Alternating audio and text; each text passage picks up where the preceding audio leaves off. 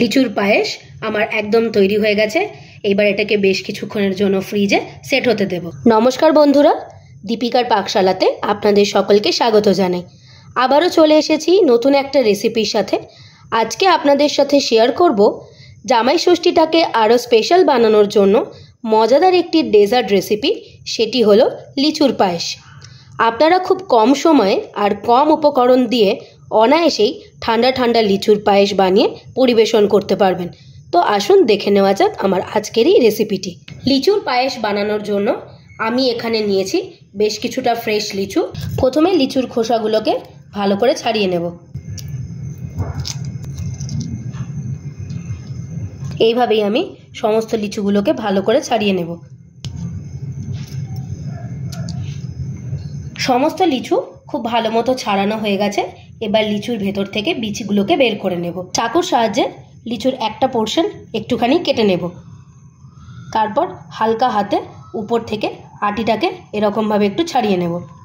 তাহলেই দেখবেন লিচুর আটিটা খুব সুন্দরভাবে ছেড়ে আসছে। এই যে দেখুন, খুব সুন্দর করে কিন্তু ছেড়ে এলো। সমস্ত লিচু খুব ভালো মতো ছাড়ানো হয়ে গেছে। লিচুর পায়েস বানানোর জন্য কড়াই দিয়েছি দুধ। দুধটাকে ভালো করে জাল দিয়ে নেব। এবার দুধের উপরে দেব সামান্য একটু এলাচ গুঁড়ো আর দেব গুঁড়ো দুধ। আমি এখানে ব্যবহার করলাম 2 টেবিল স্পুন গুঁড়ো দুধ। গুঁড়ো দুধের সাথে দুধটাকে ভালো করে মিশিয়ে নেব। গুঁড়ো দুধ দুধের সাথে ভালো মতো মেশানো হয়ে গেছে। দুধ কিন্তু ফুটতে শুরু করে দিয়েছে। এবার দুধের মধ্যে দেব কনডেন্স মিল্ক। মিষ্টিটা আপনারা আপনাদের পরিমাণ মতো ব্যবহার করবেন। কনডেন্স মিল্কের সাথে আবারও দুধটাকে খুব ভালো করে মিশিয়ে নেব। আপনাদের কাছে যদি কনডেন্স মিল্ক না থাকে তাহলে গুঁড়ো দুধ আর চিনি দিয়েও কিন্তু এই রেসিপিটা বানাতে পারবেন। তবে কনডেন্স মিল্ক দিলে এর টেস্টের একটা ভ্যারাইটি আসে। দুধটা ওদিকে ফুটতে ফুটতে আমরা এদিকে একটা ক্ষীর তৈরি করে নেব। তার জন্য প্রথমেই বাটিতে দেব 2 চামচ গুঁড়ো দুধ। এবার এর মধ্যে দেব কাজু বাদাম কুচি, দেব কিছুটা আলমন্ড কুচি। যে দুধটা আমরা জাল বসিয়েছিলাম তার থেকে কিছুটা দুধ আমি এর মধ্যে নিয়ে নেব। ক্ষীরটা আমাদের একদম তৈরি হয়ে গেছে। এই রকম কিন্তু একটা ঘন ব্যাটারি তৈরি করে নিতে হবে। এবার এই ক্ষীরটাকে একটু একটু করে নিয়ে লিচুর মধ্যে যতটা সম্ভব ঢুকিয়ে দিতে হবে এবং হালকা হাতে লিচুর মুখটাকে এরকম করে বন্ধ করে দিতে হবে। এই যে একটা লিচু আমাদের তৈরি হয়ে গেল। এবার এটাকে আমরা যে পাত্রে সার্ভ করব সেই পাত্রের মধ্যে নিয়ে নেব। আবারও এই লিচুটার মধ্যে পুরটাকে ভরে নেব।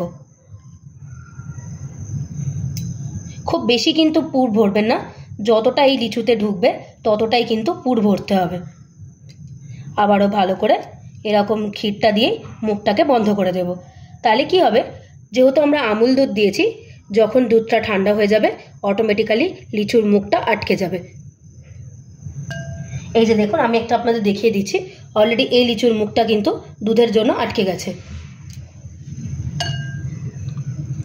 এইভাবে আমি সমস্ত লিচুগুলোর মধ্যেই পুর ভরে নেব। সমস্ত লিচুর মধ্যে ক্ষীরের পুরটা ভালো মতো ভরে নিয়েছি। এদিকে দুধটাও কিন্তু আমার খুব ভালো মতো ঘন হয়ে গেছে। বাকি যে ক্ষীরের অংশটুকু ছিল সেটাও আমি এই দুধের মধ্যে মিশিয়ে দিয়েছি।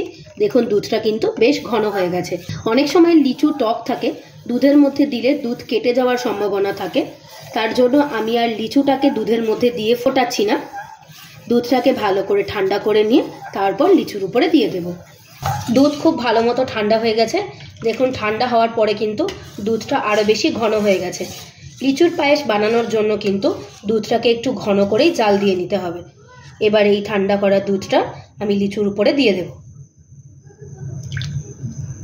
জামাই ষষ্ঠী স্পেশাল লিচুর পায়েস আমার একদম তৈরি হয়ে গেছে। আপনাদের যদি আমার রেসিপিটি দেখে ভালো লেগে থাকে অবশ্যই একটা লাইক করে দেবেন আর আমাকে কমেন্ট করে জানাবেন আমার বানানো লিচুর পায়েসের রেসিপিটি আপনাদের কেমন লাগলো। আপনারা যদি আমার চ্যানেলে নতুন হয়ে থাকেন চ্যানেলটিকে প্লিজ সাবস্ক্রাইব করে দেওয়ার অনুরোধ রইল। আর সাবস্ক্রাইব করে দেওয়ার পরে পাশে থাকা বেল নোটিফিকেশনটি অবশ্যই ক্লিক করে দেবেন আমার চ্যানেলের নিত্য নতুন রেসিপির আপডেট পাওয়ার জন্য। ভালো থাকবেন, সুস্থ থাকবেন। দেখা হবে আবারও একটা নতুন রেসিপির সাথে। ধন্যবাদ।